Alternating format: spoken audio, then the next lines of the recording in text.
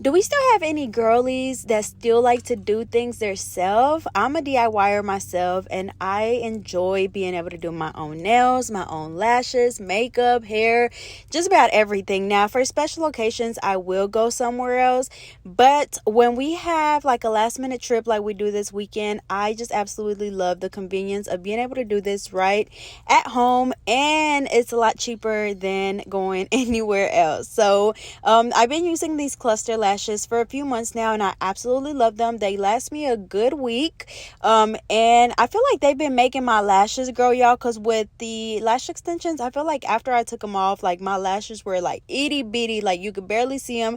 And y'all see my little natural lashes were prospering, but they're really easy to apply. You just curl your lashes, apply the glue, and literally just apply the clusters.